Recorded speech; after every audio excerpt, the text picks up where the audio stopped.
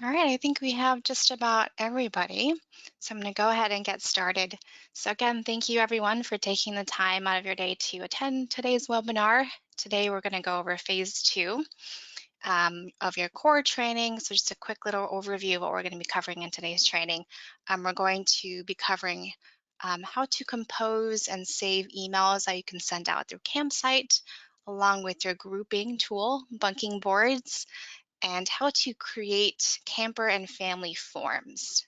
And lastly, how to process enrollment request in your enrollment request queue. So how to navigate through that page. So everybody new who's on the webinar, there's a question section in your GoToWebinar control panel that you can type in any questions that you may have throughout the training. I'm going to take a break about halfway through and go over some of those questions that are in there. So again, if I don't get to your question today, I will make sure to follow up with you via email.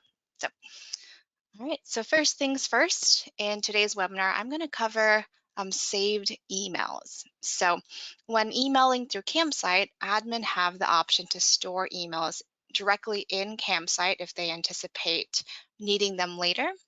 So to access where to create those saved emails, you'd want to first navigate to your admin page. So from the landing page, you'd click on admin up at the very top of your page. And then from there, you'll see two tabs, campers and families. Within each tab here, there is a saved emails page where you can view and create any saved emails that you plan on or anticipate sending out through CampSite. So the campers tab will house all of your camper level saved emails, and the families saved emails will house all of your family saved emails. So to explain this a bit further, in CampSite, there are two levels of emails that admin can choose to create and send out.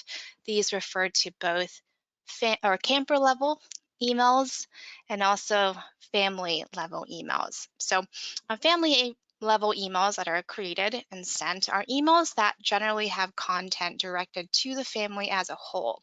For example, an email that you'd like to send out regarding a event you're having or a promotion that you're trying to market to your clients, something in that regard. So family level emails allow for admin to merge in family level data within that email body. So we're going to discuss family level emails a bit more today and also in future webinars. With camper level emails, these emails are emails that have content about a specific camper. For example, an email that contains specifically enrollment information about that camper, things like that. The benefit of camper level emails is that it not only allows admin to merge in family data, but also allows for admin to merge in camper data directly into the body of the email. So this is the biggest difference between family and camper level emails. So the next thing I wanted to dive into is how to compose a saved email. So once you've decided on the type of saved email that you need to create, whether it's a family level one or a camper level one, you want to go to the applicable tab. So to demonstrate, I'm going to create a camper level saved email. So I'm going to stay within this campers tab here and then create it from here. So the process is the same regardless of if it's family or campers. Camper level emails just allow admin to merge in more camper specific related data. So I'm going to go ahead and build a saved email with you just to demonstrate. So once on this page, at the very top here, there's a link that reads compose a new saved email. So I'm going to go ahead and click on that link. Once I click on that, the system will direct me to the email wizard. So at the very top of the page, admin have the option to pull up a previously saved email up in this menu here. So if they want to work on a previous email or update one, they can select it here and just make any updates. Otherwise, if you're starting from scratch, you want to just skip that step and just move on to this middle section down here and go through the following fields, starting with the type of email. So here, admin would have to select whether they plan on creating and saving either a marketing email or rather a informational email. So with marketing emails specifically, these are emails that are promotional related. So any marketing content, maybe you're promoting event or reunion or something around those lines would be considered marketing. Also with marketing emails, you'd want to keep in mind that parents do have the ability to opt out of marketing emails sent from CampSite on the parent dashboard. So that's considered a marketing email. So this would really depend on what you're planning on sending out. And then you also have the option to select informational. So with informational emails, these are need-to-know content messages that you plan on sending out to families. So for example, maybe there's a scheduling change, something of utter importance that you'd like everybody to know about. So with informational, another major difference is that parents cannot opt out of these emails, so like they can with marketing. The second option you have down below is a email template. So admin have the option to apply a saved or an email template, which is basically referring to the banner image that would appear above the email. So it's going to be an image. So with all new camps or with camps, we have a default template that's automatically selected here. The default template is something that our development team typically creates for camps when they're first onboarded with us, and it generally matches the look and feel of your website. But there is an option to create additional default templates if you would like to maybe use different images, maybe depending on the email or maybe depending on the time of the year. But it's always going to default to the current or default to the default one that we have made for you. And I'll go over a little bit later on how to create those custom templates if you'd like to create more. So I'm going to keep it set to the default template. I'm going to also keep it set to informational. And then the third field rather, is an email signature. So this is completely optional. An email signature is where admin can actually apply a footer or custom footer. So signatures work very much like email signatures that you or your team may have used in other email managers. So you can add logos, your signature, things like that. You can create those and then apply them here, and they'll automatically embed to the bottom of your email. So you'd have to create those email signatures on a different page, and I'm going to go over how or where exactly you could create them. And then once you do, they'll be presented here, and you can use it and select the one that you would like. So I have 2 here, so I'm just going to leave it set to none, but there is an option for 2 that I've created in my database. So completely optional. And then below the email signature is where you would set the reply to email address, so the from field, in other words. So this is going to automatically default to the person logged in. So for any new emails, the person logged in, their information will be populated here by default. But it can be changed on a case-by-case basis. So this is editable by simply highlighting and deleting and updating. So keep in mind, this is who gets any replies from this email from any families. So with that being said, I'm going to move on to the next thing here, which is going to be subject. Pretty self-explanatory as we know, all emails require a subject. So I'm going to go ahead and create an email with you here. So let's say, for example, I need to create an email that I would like to go out to parents once their camper is officially approved for camp for my program or our programs. I'm going to name it something kind of relevant to that. So I'm going to name it enrollment confirmation. So that's going to be the subject they see. And then down below, you have an option to attach a CampSite document upon sending it. So here you can select from any documents you create. So documents in CampSite are essentially a feature that allows admin to create custom PDFs that can be downloaded and even generate, or rather attach to emails. So I'm just going to quickly navigate to the admin page and quickly show you how to create those.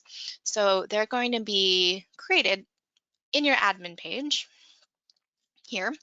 And then you can create either camper documents or family documents. Again, that really depends on the kind of information you want to merge into the document.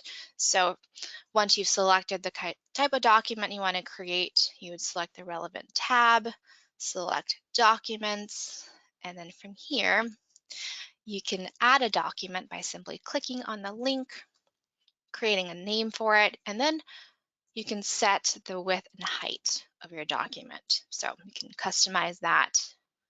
You would hit Submit, and then when you're ready to edit what information you want in that document, you would simply double click on the pencil, and then from there you can manage the text. We have our handy WYSIWYG here, your editor tool where you can customize the text. And these blue fields represent merge fields, which would be information that would automatically embed into the document with information relevant to each family and camper it's being generated for. It's very similar to like mail merges. So you can create those. I'm going to dive into merge fields a bit more today as well, but they are available in documents too. So, and then if you create one, you could then attach it to that email. So in this case, that camper info sheet that I just saw. If you would like to learn more about documents and how they're created, we do have an article in the support help center that goes into documents in a bit more detail if you want to learn more a bit about those. So those are custom documents that you can attach. In addition to custom documents, you can actually attach your own document from your computer or your device. So if you need to pull anything external. So I do want to mention that with attachments here, external attachments, you can only attach one file. So as a quick little workaround that we recommend to camps who need to upload more than one attachment, rather than putting it all in one file, they can actually use the editor tool or the WYSIWYG and then use the link tool to actually link or hyperlink text that would allow parents to download that document. So essentially, you could do text like this, say like click here, and then highlight where you want parents to click to download that document, and click on the little link, select upload, click choose file, and then select the file from your device, hit send to server, hit OK, and then automatically that text will highlight or become a hyperlink in which parents would be able to click it and then download that file. So a little bit of a workaround there. And then and go ahead and delete that. So as you can see, this is where you would compose the body of the email. So let's say, for example, I want to just add some information here, but I don't want to type it in myself. I could use a merge fields tool to actually allow the system to embed that information for me. So that's where merge fields come in. So generally camps like to start off emails with like a greeting, like a dear family name sort of thing. So I'm going to go ahead and just use that as an example, dear, and I want the last name to appear here for each relevant family. So, and I'm going to go ahead and click on Add Merge Fields, which will allow me to do that. And then from here, the system will break down all the data that's available to merge into different tabs. For example, camper info. I can merge age of the camper, school, family info, contact info, even specific enrollment data. So because I'm sending a camper level email, I have a lot more camper specific data that I can merge. So the sessions they're in, any enrollment extras that they may have purchased, things like that. So lots of info. If you have the medical module and transportation module, you can merge in data relevant to that.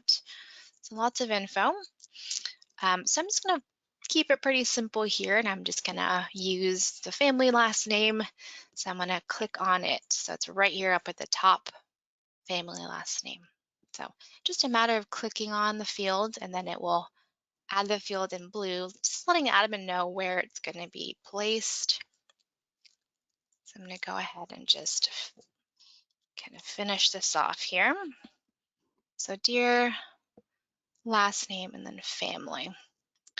And then I'm going to go ahead and continue on this message. So I'm just going to type in a message here and say something like, let's see, this is your summer camp confirmation email. Oops. And then I can use merge fields to fill in the name of the camper. So camper info and first name. We look forward to, oops, my keyboard is not working. Sorry about that. Forward to seeing you this summer. All right, and then I can just sign it off.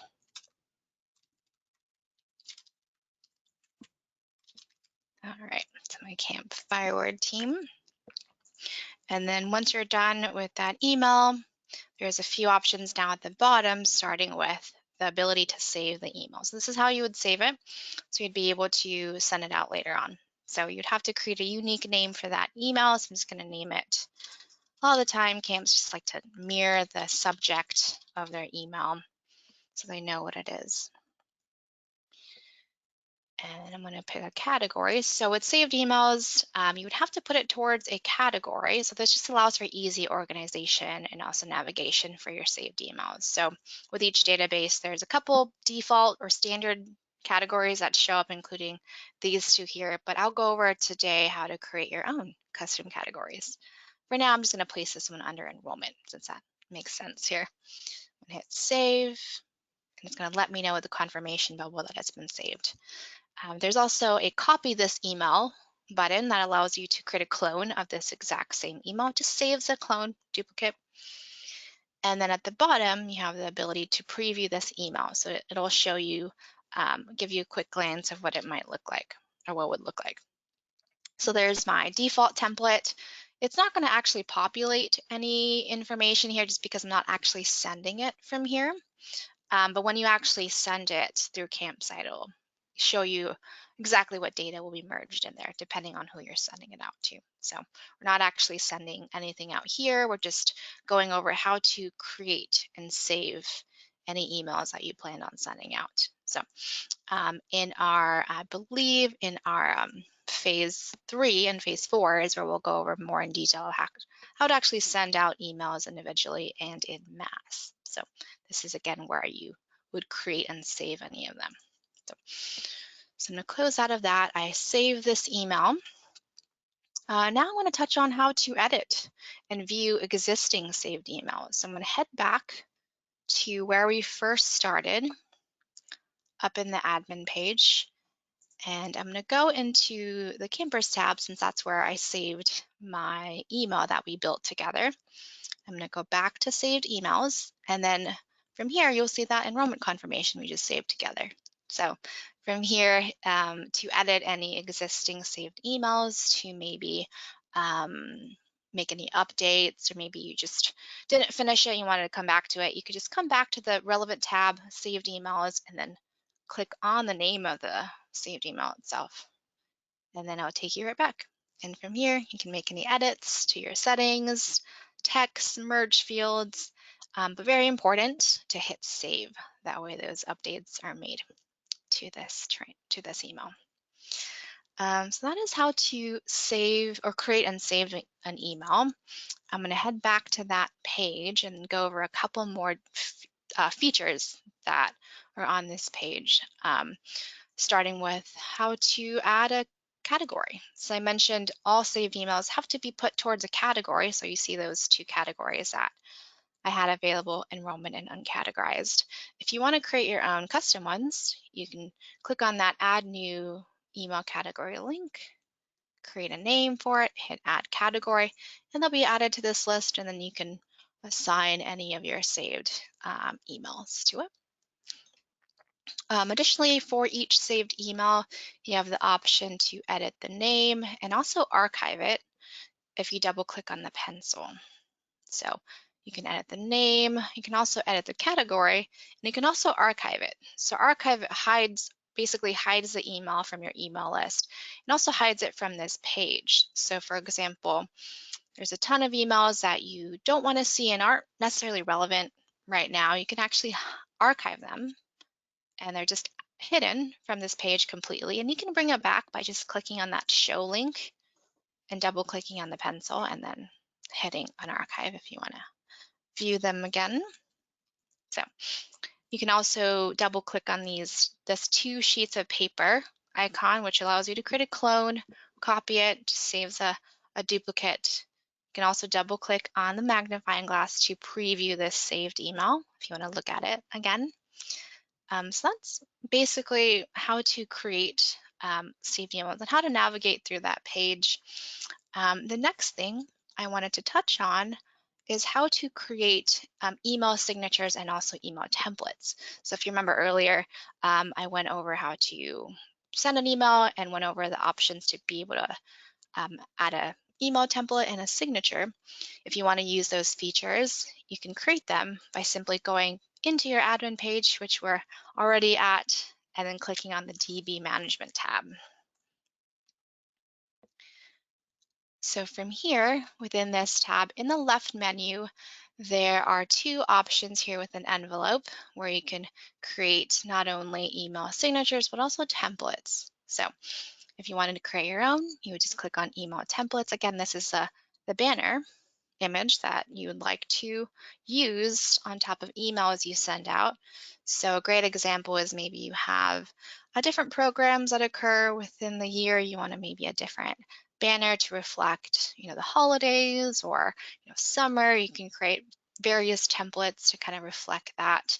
I have a winter camp template here. So the first step is to, of course, click on the Add New Template link, create a name of that template, and then from there, double click on the pencil to then add that banner there. You would use the picture upload to add that banner in. So this is the one that I have for winter camps. So, and you can choose to add this in any email that you send out. And of course, hit Save Changes to the bottom.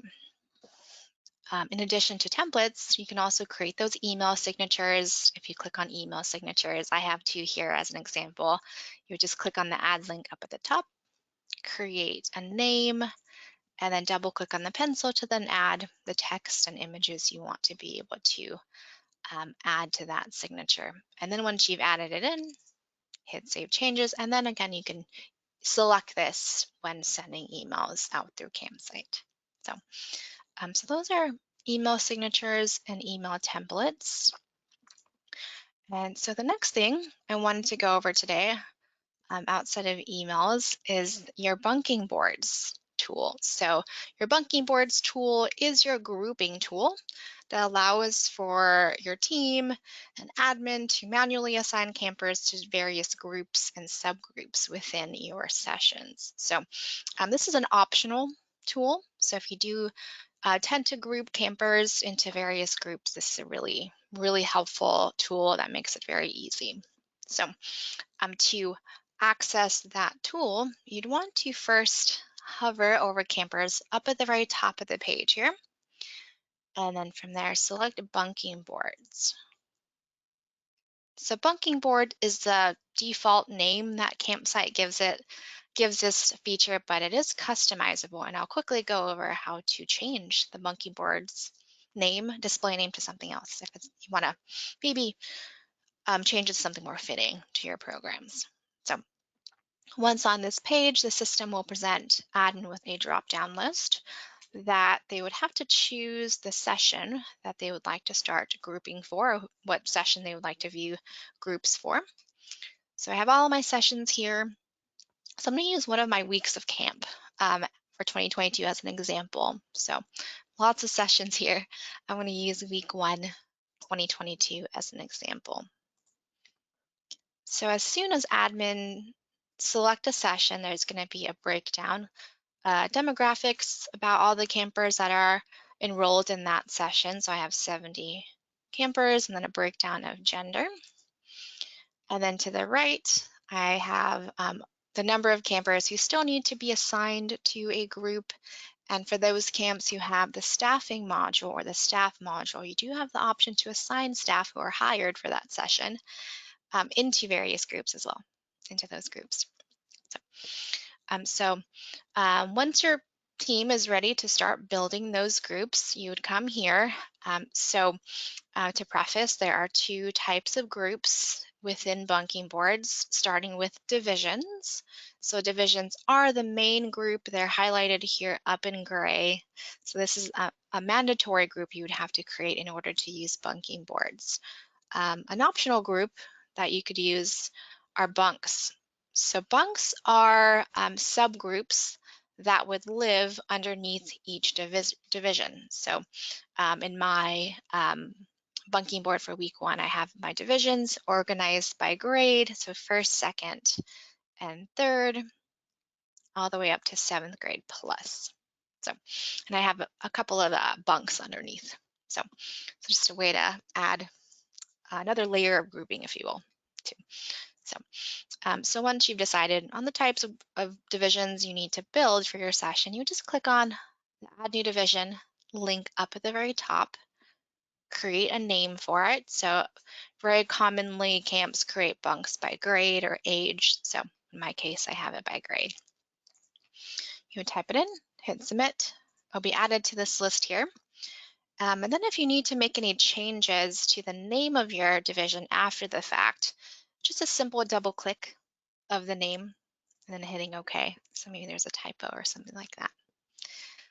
So that's how to use or create divisions. So if you decide you need subgroups or bunks for your divisions, you would simply just locate that division you want to add to, click on Add New Bunk, type in the name. So maybe I want to add a group 1C to my first grade division.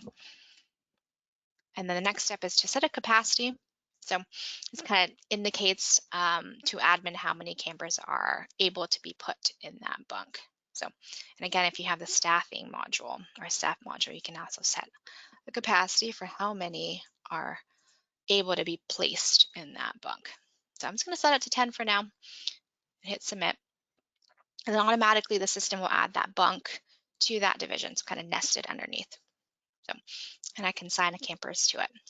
So after you add bunks, you can also edit them at any point after the fact by simply just double clicking on the name. So maybe there was a typo or I just really need to change the name to something else. And you can also edit the capacity. So maybe I want to increase this to 12 or decrease it. You can do that here. So as you get closer to your capacity, the color will change. So that's how to add both divisions and bunks to your bunking board. So you could even prep this even before camp starts, so that way you have it ready. So once you built those and you start getting campers enrolled into that session, you can start assigning campers to divisions and or bunks or bunks. So up at the very top, you'll see the number of campers and staff without divisions. So this is how you'd assign them once you start getting them enrolled. So you would basically just click on the link. So I'm going to do this for my 7 campers who need a home here. Click on that. It's going to automatically bring up a modal, list all the 7 campers, their name, a hyperlink to their profile, color indication for their gender, and also grade and age. So a lot of camps use these 2 particular pieces of data to assign them to groups. So that's really helpful if you do anything like that, which is helpful for my case because my divisions are actually organized by grade. So once I decided where to place them or what division, I'll just go to this last column, select the division from this menu. So I know that Felicity is in 6th grade. I hit OK. They will disappear and I can move on to the next person or next camper. So, you don't have to do this all in one sitting. You can always come back to it later. So I'm just going to add one more and close out of that. And then as soon as I've assigned them to a division, they're going to automatically be put in the no bunk assigned section in that under that division. So I have a couple campers who are in 6th grade here. Felicity, I placed her here. And then from this point, if you need to put them in a bunk, if you use bunks, just a matter of clicking on the camper's tile, dragging, and dropping them into the bunk that you want. So you can even cross over into other divisions if maybe they were placed inadvertently in the wrong division. So you can move over to other divisions as well. So that's how to assign campers to to your divisions once they start getting enrolled. So once you've done that, assign campers, there are some additional features that admin can utilize on this page, and they're located next to the division and bunk name. So these little icons on the right here.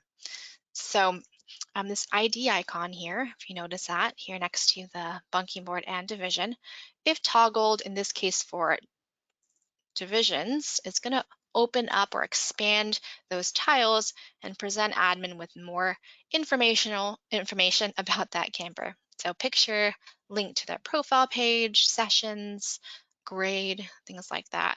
And to disable that, you just double click. It hides it.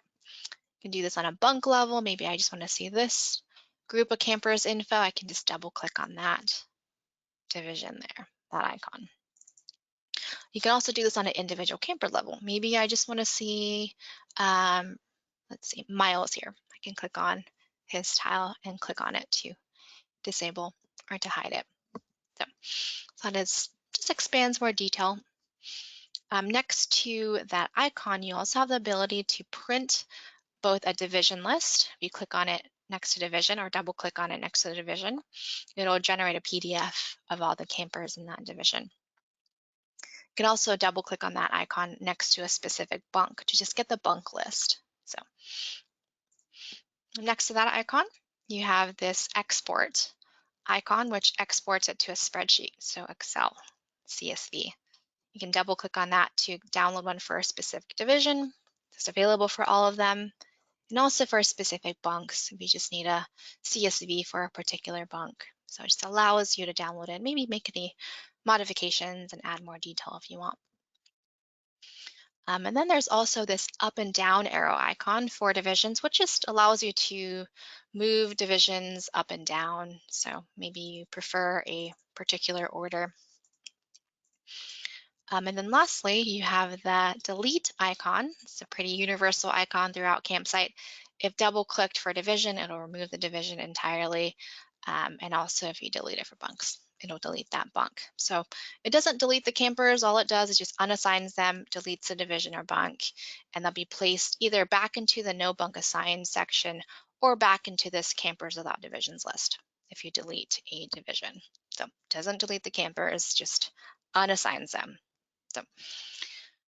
So that is how to utilize those features within bunking boards.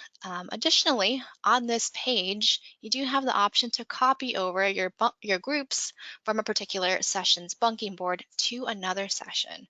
So very, very handy. If all of your groups are the same for every session you offer, you can just copy them over. Pretty easy. It kind of saves on time. So to do that, you would just go to the bunking board that you wish to copy from, double click on this little orange icon next to the drop-down list, and then just select the sessions you want to copy these groups over to. So keep in mind if there's any divisions and bunks already created in any of the selected sessions, it will override those groups with the bunking board groups from this session. So just keep that in mind. So I'm just going to copy a few here. And then at the very bottom of this modal, there's a secondary option where admin can choose to include camper and also staff division bunking assignments. So basically what this means is that if you have any campers or staff hired for any of the selected sessions here, and they're assigned to a group, the system will also place them in the same group, division and bunk in these sessions. So if you want to copy over their placement. So again, this just copies over the groups. This also copies their assignments if they happen to be enrolled or hired for these particular sessions. So I'm going to close out of that. And additionally, I mentioned that bunking boards can be changed to a different name if you wanted to change to something else. You can do that by simply clicking on Admin, clicking on Campers, and clicking on Bunking Boards. Here you can change the display name from Bunking Boards to something else. It'll change the name here in the menu, so keep that in mind. You can also change bunk and division to a different name too. And there's also some additional settings here that you can manage. So that is bunking boards. So we're about halfway through, and I do see a couple questions that have come in, so I'm going to take a little break here and go over some of these questions. So feel free to type them in now.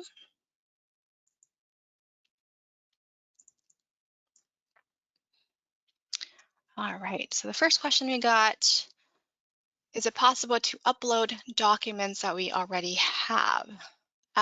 Yes. So if you're referring to like uploading documents from like your computer to an email or anything like that, you would use, if I head back to the emails section, I'll use this confirmation one.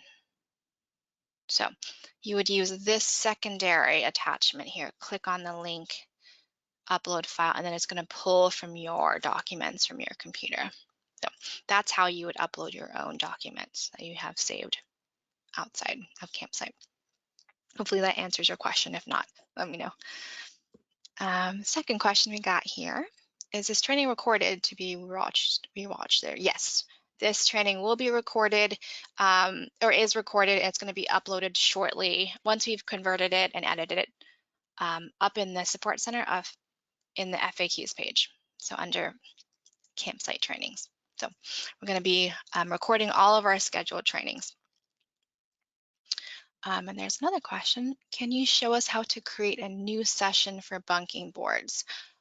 So bunking boards, yes, so it has to be pulled from a session. So essentially what you'd have to do is go back to your admin page here and then go to your campers tab under setup wizard, and then in step 2 here is where you can select the enrollment year you want to build the session for, and then click on add session here. So this will be available in your bunking boards to be able to use. But keep in mind, if you're building a brand new program, there are some additional steps to actually make it available for parents outside of this step, so step 2. So, but this building it here will make it available in bunking boards, but again, there are some additional steps to actually make it available as an enrollment option for parents, and that is something that we discussed in phase 1, so in our phase 1 webinar.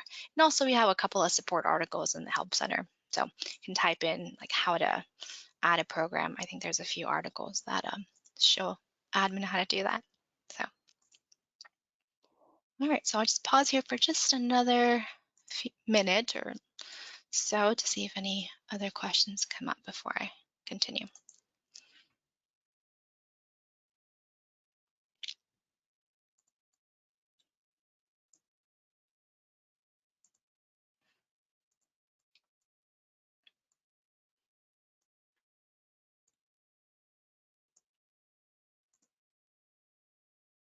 Okay, I think I'm just gonna go ahead and continue, but again, feel free to use that question section and type in any questions that you have.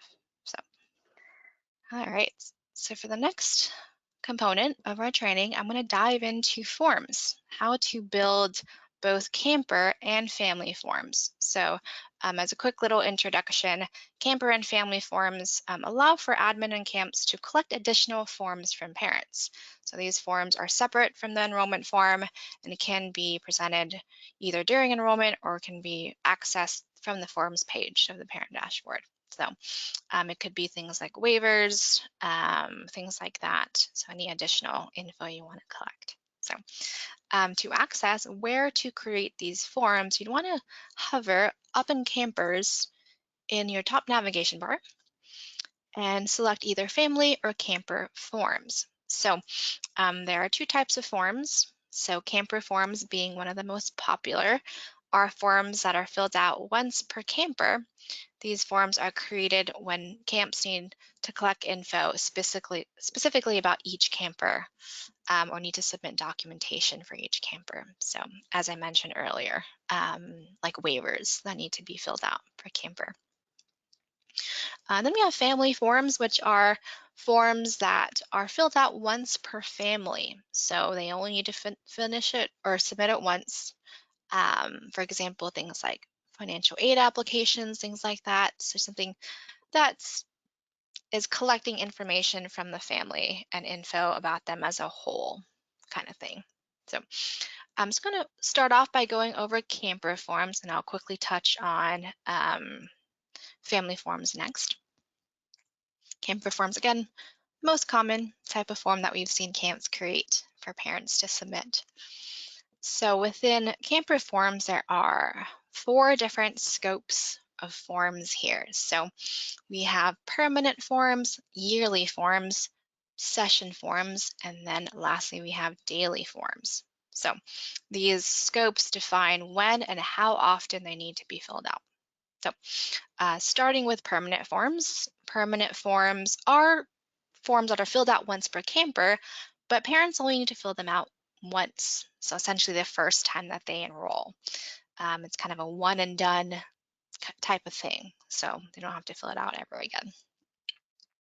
The next type of form, yearly forms, are the most common. These are forms that are filled out per camper or every camper every year that they enroll. So we have a year drop down to reflect all the forms that you have for that particular year for yearly forms. And then the next one, the third option, or third scope rather, are session forms. So session forms are filled out once per camper, but they are specific to campers whose parents select a particular session on the enrollment form. So you have the year drop down, and then you have a session drop down additionally. So if creating a form for a particular session here, only parents who select that session on the enrollment form will see whatever forms are created there. So it's session specific. So, and then lastly here we have daily forms. So the newest scope of camper forms here, these forms are camper forms that are only going to be available to parents on the active days of that session. So it's going to be presented daily to them on the parent dashboard, but only within the range that that session is currently active or happening. So with this Camp Firewood All-Stars session, I have a lunch request form. Let's say hypothetically this session is active June 1st to June 5th, 2022. This lunch request form is only going to be presented through June 1st through June 5th. So no, not outside of those dates. So that's a daily form. So once you've decided on the scope of camper form that you need to create, you'd want to select the Add New Form link down at the bottom. So it's created very much the same way. You just want to make sure to click on the link relevant to the camper form type that you want to build. So I'm going to use yearly forms as an example. Let's say hypothetically I need to build a field trip permission slip. So I need permission every year to take campers off-site on this field trip. So I'm going to go ahead and just locate the link under yearly forms, make sure I'm clicking the right year, and then add new form. So from here, a modal will pop up where you would have to fill out all of this information prior to setting up the form or making the form live. The first thing is the name of the form. So I'm just going to name this field trip permission slip. And then the next step is to choose a type of form. Basically, this is how parents fill it out. So there are 2 types or ways that you could choose to have this form be submitted, starting with web-based forms. So pretty self-explanatory. It's going to be a form that is web-based. They would fill it out, answer questions straight from their web browser.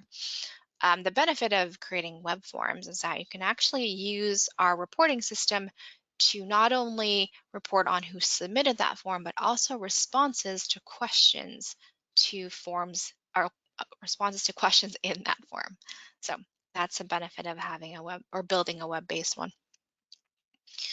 The second type of form are printed forms. So these are designed for forms that you maybe want to have them download a file and then print it, fill it out, scan it, and then upload it back in.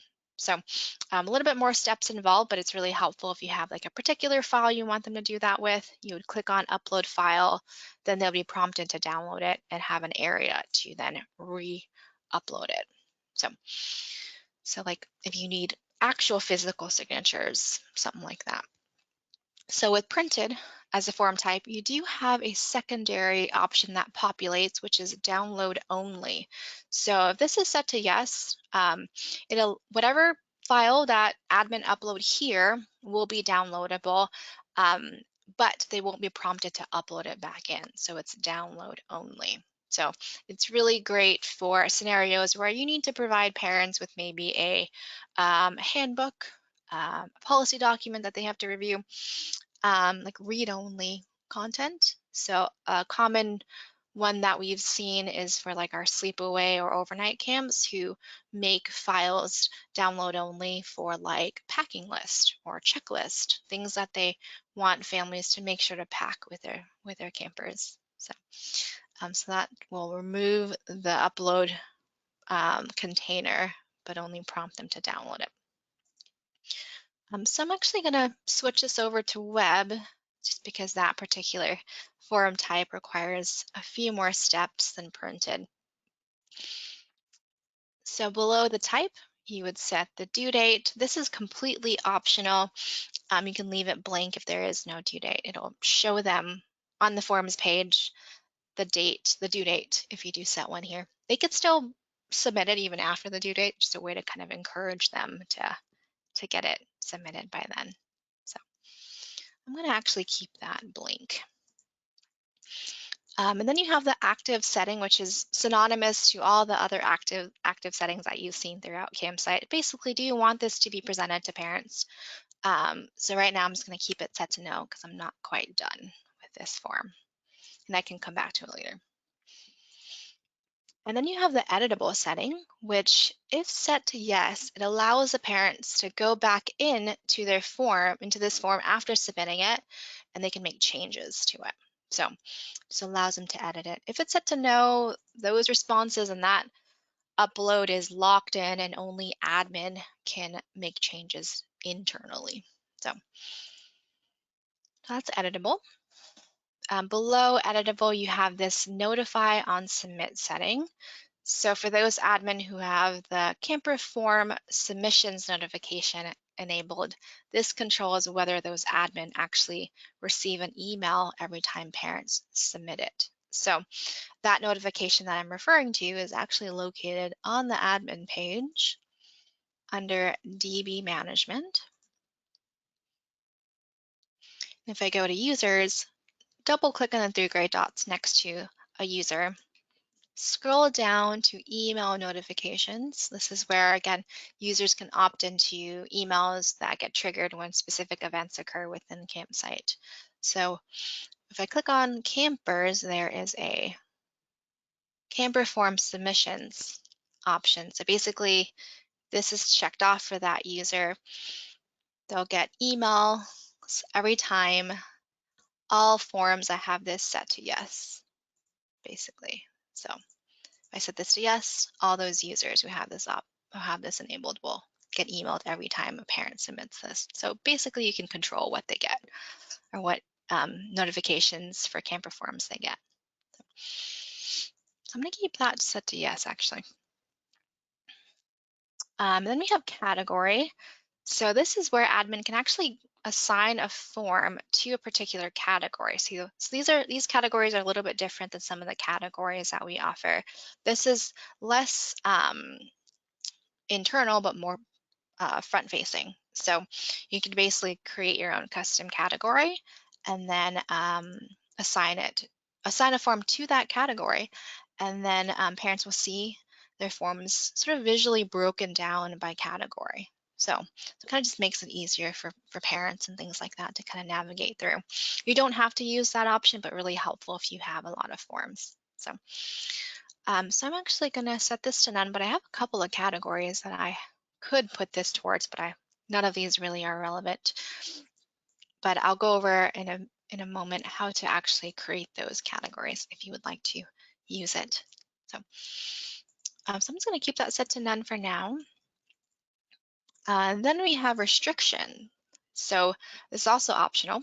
This setting allows admin to actually restrict that form to a custom report that was created using our reporting system. So the options are to restrict this form to only campers who appear on a certain report that you save, and also restrict it to those who do not appear on a report you saved. So this just allows for more sort of customization of who sees the form based on a report. So in our phase 4, we dive into reports a bit more. So if you would like to learn more about reports, so you can use this function. And then below restriction, we have this display during enrollment setting. So if this is set to yes, this will present this form to parents as they go through their enrollment form, so they see it right away. So if you do set that to yes, a secondary setting will appear where you can actually require it. So they have to submit it before they can even request enrollment. So if it's set to no, it's not required, and they can go back into their form page later and submit it. So I'm actually going to require it here. And then once you've run through all of these settings, you would click Create Form. And then the system will automatically add that form to that scope list here. So that field trip permission slip. So right now it's in or italicized, meaning it's inactive. So all the live forms will not be italicized. So that's how to create the form. The next step when building a web form specifically is to start adding questions, those questions you want them to fill out. So very important to go in and start adding those questions. So to do that, you just have to click on the name of the web form. And then from here, you can start adding questions. So adding questions in CampSite is pretty universal. You can add them the same way here for forms. I'm going to click on that. So I'm going to go ahead and just copy and paste the name of this form. So a lot of camps like to put a nice little title or header on top. And then you choose the type. So we have the different response types that we've seen throughout CampSite. So we have header, paragraph, small text, and large text, which is fill-ins. With questions in form specifically, admin also have this other option for multiple response. So unlike drop-down lists where parents can only pick one value from a drop-down list that you choose to associate to the question, they can pick multiple values from whatever drop-down list that you pick. So right now they're only available in form questions, but it is in the radar to expand that multiple response type throughout all questions in CampSite. So, but this is actually just the header. I don't need a response. And then from here, you just go ahead and start adding questions. So I'm just going to add, let's see, do you give your camper permission to attend this year's field trip? And then there's a option to check off whether you want this question to be required or mandatory, and then of course the type. So this is simply just a yes or no that I need. And I'm going to go ahead and just type in a few more questions. So e-signature, we don't have a specific field to capture e-signatures, so typically we just recommend to type in the text e-signature and put like some instructions here. I'm just going to make it mandatory, and this is a fill-in. And once you're done with the form, you have the option, or done with the questions, you can delete them by double clicking on the red dot to remove it. Granted, they haven't been responded to yet. And the 3 great bars, of course, to kind of rearrange how it looks or what the order is. And then very important to hit save at the very bottom here once you're done. And once you're done, you do have this preview this form link that shows you what the form would look like with the responses, with the response type. So a good way to double check. So I stress this all the time with forms to make sure to hit save changes before you go to preview this form. Otherwise, it's gonna completely wipe out your work. So very important. If you preview it, hit save before you go there. So I hit that a couple of times. So I'm gonna go ahead and head to preview this form. And then it's gonna show you the form, the response types that you've selected. So a good way to kind of double check that you've selected the right response types. So do want to mention that this isn't exactly how parents see the form, just because their interface is very different than the admin side. This is really just a way to preview the response types. So there's no limit on how many web form questions you can add. You can add as many as needed. So from here, you can go back to edit the form, or you can simply return back to the Camper Forms dashboard. So I'm going to go ahead and click on that since I think I'm about done here. And then from here, I can make that form live when I'm ready. So once you're done, you can double click on the pencil next to that form, and it's going to pull up that modal with all those settings that we set earlier. And then you can make any changes. And then once you're ready to make it live, you would switch the active setting from no to yes and hit update. And now it's no longer italicized, and now it's live. So that's pretty much how to create a web form in this case. Once you start getting, or once you start adding forms, you do have that pencil icon to edit it. You have the magnifying glass next to the forms to also go back to that preview page to review it. And then once you start getting responses, or submissions rather, for any of your forms, underneath the number submit column, you'll be able to see how many have been submitted. So it looks like that photo release, I got quite a bit of submissions for it here. So let's say, for example, I need to print them out. Admin do have the option to print out submissions for both web and printed forms. There will be an icon next to the form name. So if it's a web form, it's going to be a little gray printer icon. Admin can double click. They can even filter through submission date ranges, filter or sort by specific orders, hit print, and they'll be able to print those submissions. It'll generate them onto your computer, and you can print them out. If it happens to be a printed form, so uploads, instead of a gray printer icon, it's going to be a bright yellow zip file icon. So you can double click on that to download those submissions. The system will send you a zip file to your email address of all of those printed form upload submissions.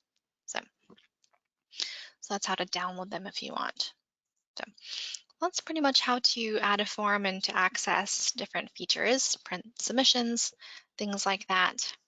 There's a couple of other things I wanted to run through before I move on, which are the mover copy functions and also the category functions or features. So up at the top of every single scope, you have a mover copy link.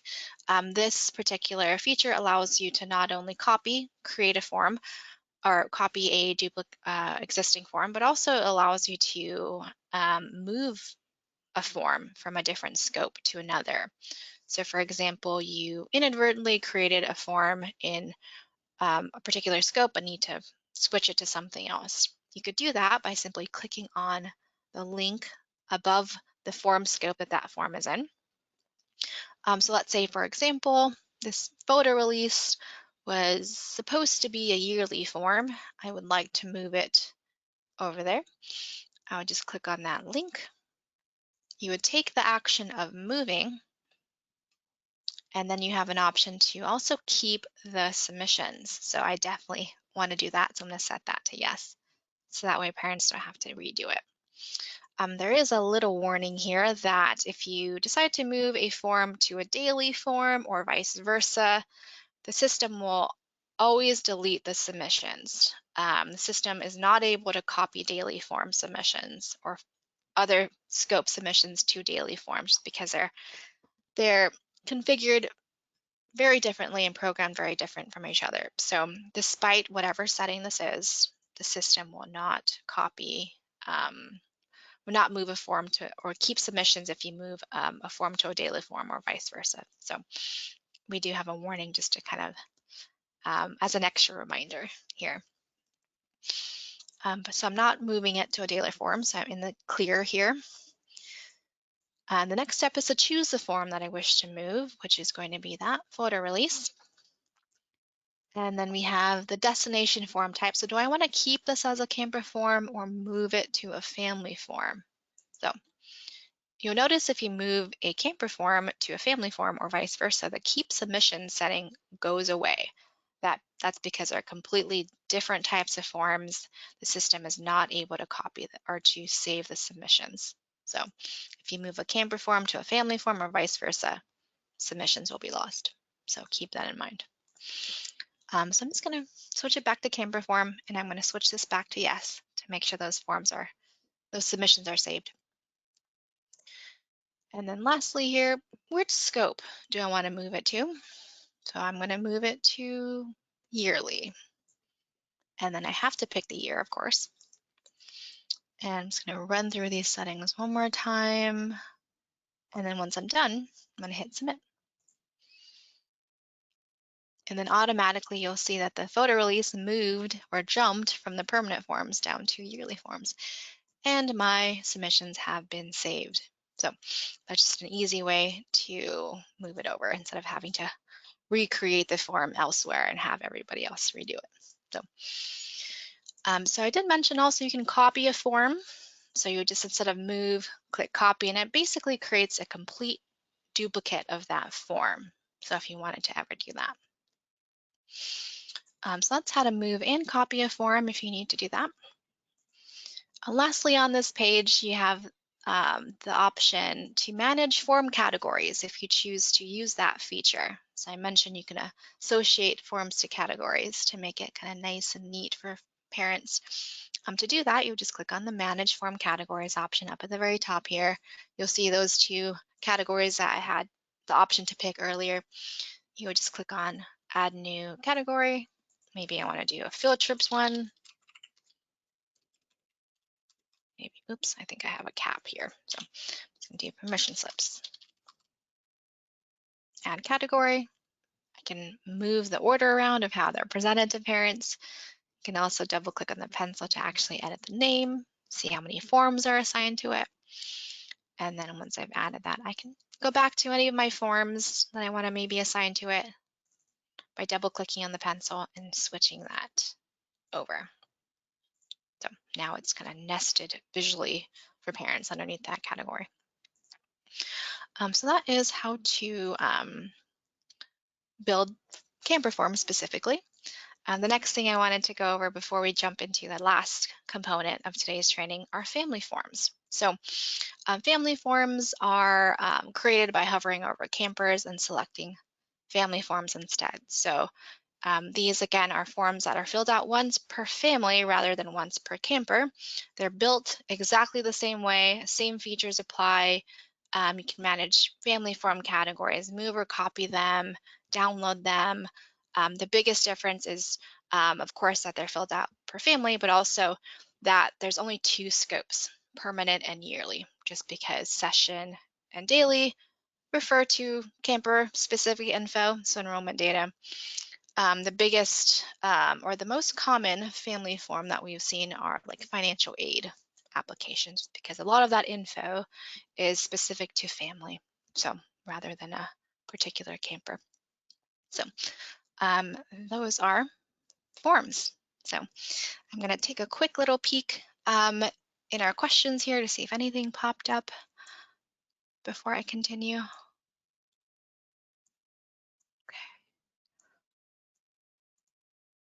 There's one question. In creating a form, when we allow parents to edit their submitted forms, would it notify us if the parent edited it? I know you said we get notified when the form comes in.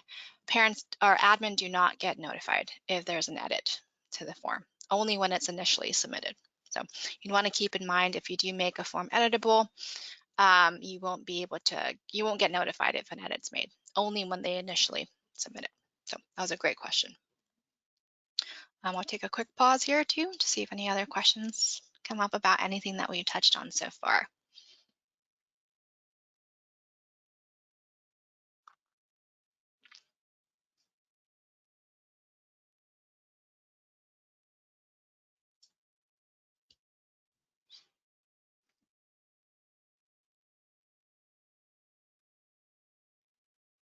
Okay, I think I'm going to go ahead and continue. Again, feel free to use that question section throughout our training.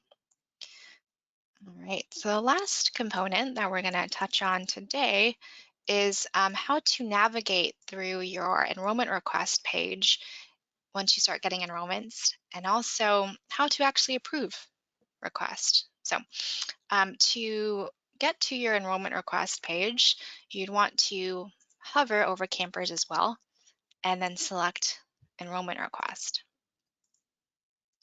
So first off, before I continue, I just want to preface that enrollment request is essentially a submission of the enrollment form in which parents request to enroll their camper for certain enrollment options that you offer in camp. So this is where you would view those requests. So if a camp is in manual mode, so where you would, it's a setting where you would basically be set to process each request as they come in, all those requests are going to be housed in this new request queue. So I'm currently in manual mode, so all of my enrollment requests are coming into this tab. So they have, they're just not processed request. So next to new, there is an approved queue, which is basically just approved enrollments here.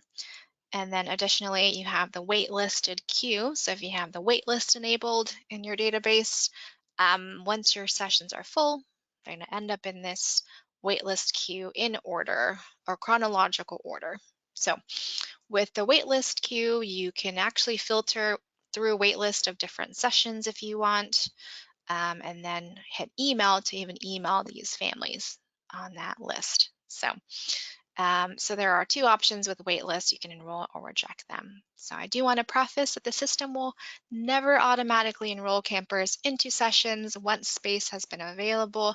This is something an admin has to control and manage if space happens to come up within a full session. So here you can actually enroll them if you notice there's a spot that turned up. So that's waitlisted, that's a waitlist queue. There's a rejected queue as well. There is an option when reviewing requests to also reject that request, basically denies them of that or denies a request. Parents do not get an email automatically if you do choose to reject them, so they don't get an email automatically. And lastly here you have the incomplete queue here. So the incomplete queue list all the requests that are considered incomplete. So it reflects those requests that parents started by simply selecting an enrollment option but never actually submitting the enrollment form. So it tells you the camper name, what they actually picked, and an option to even email them. So just like the waitlist queue. So you can filter through sessions.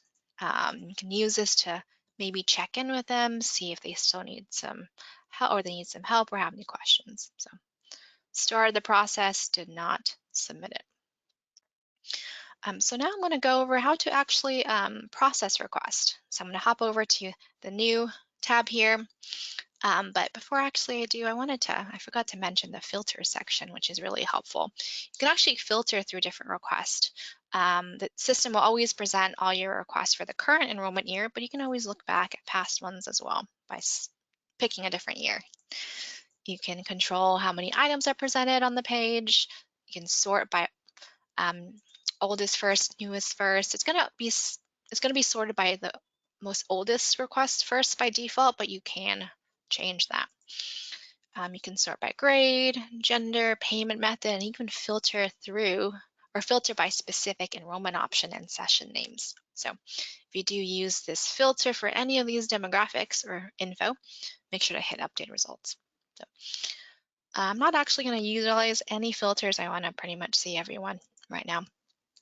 So I have 10 new requests here. Kristen, I have a few others, Alberto, Jalen. Um, each request will be presented with a tile. It's going to show you their name, some demographic info, when they submitted their request, what they requested, some other financial details, and also uh, an option to download the registration contract, which is a PDF of the request and a signed copy of the terms and conditions that you present to them. So on the right of each request, there are 3 options to either enroll them or approve them.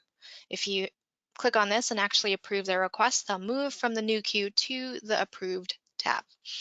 Waitlist, you can manually waitlist someone and they'll be moved to the waitlist tab. Rejected, same concept, they'll be moved to the rejected tab. So I'm going to go ahead and process one with you. So let's say I want to go ahead and approve Kristen here for camp. I'm going to go ahead and hit enroll. From here, the system will take you to our email, our enrollment wizard rather.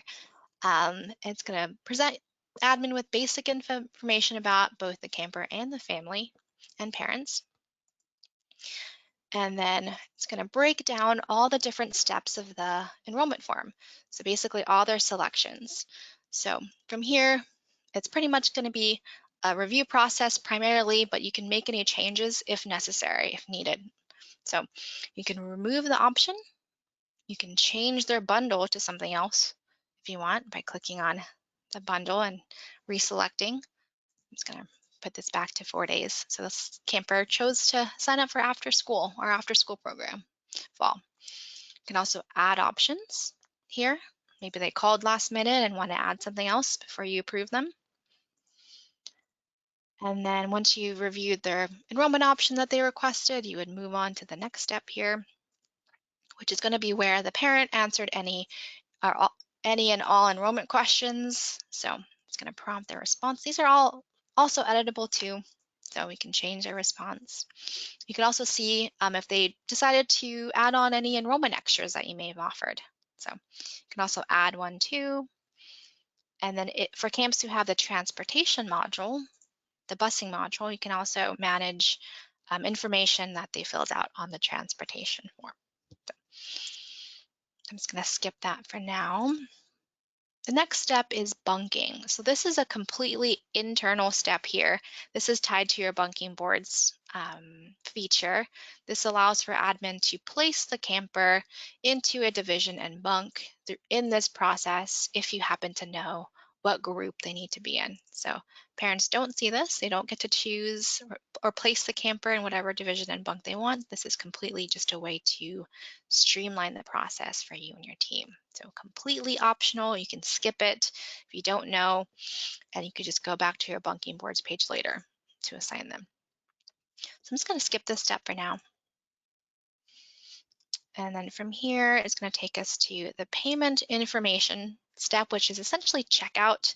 It's going to give you a financial summary of the transactions that were incurred for this enrollment, how much they owe.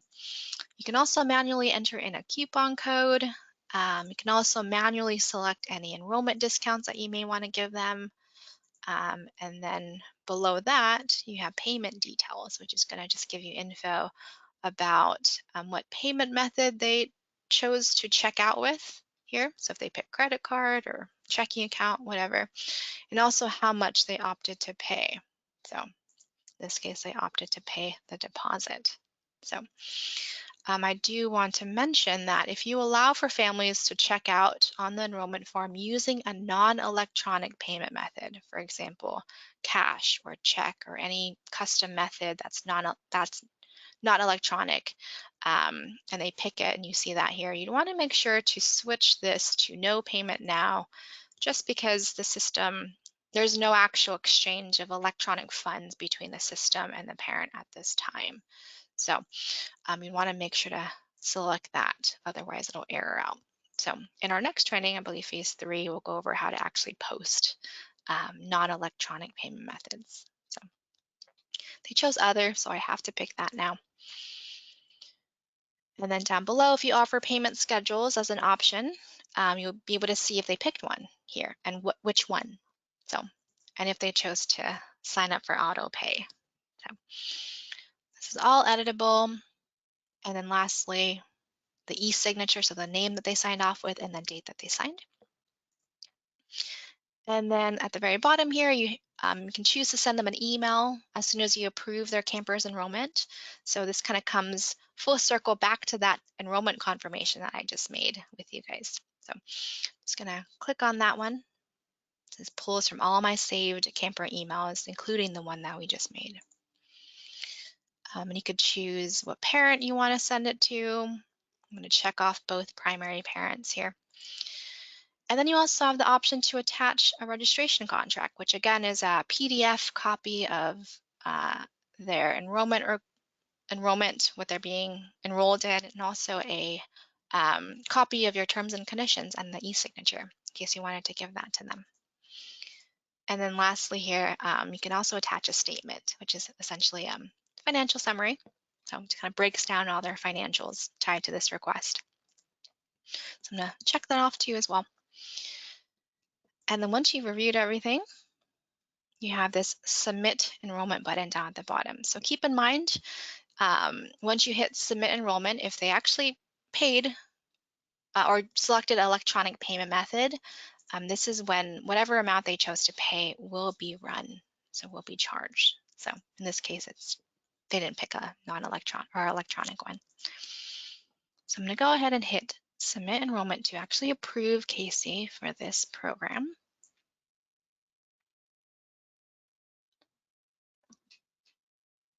And then automatically the system will then take the admin back to the camper's profile page, and it's going to list under that year all the sessions that I've approved the camper for. So enrolled in all those after school fall programs. So that's essentially how to navigate through the enrollment request page once you've started getting enrollments, and how to actually approve requests once they come in. In our next training, phase 3, we're going to go over, or a member of our team is going to go over how to not only adjust and manage enrollment, maybe switching them from one thing to another, but we will also go over how to unenroll in our next session as well, next webinar. So that's how to approve request. Yeah, so I think that concludes our phase 2 webinar. So that brings us to the very end here. So thank you all for attending today's training. I'm going to stick around for a few minutes here and answer any questions that may have come up and open the floor up to any last minute questions that you may have. So I'm just going to pause here for about a minute to see if anyone has any questions. So again, thank you everyone for attending today's webinar.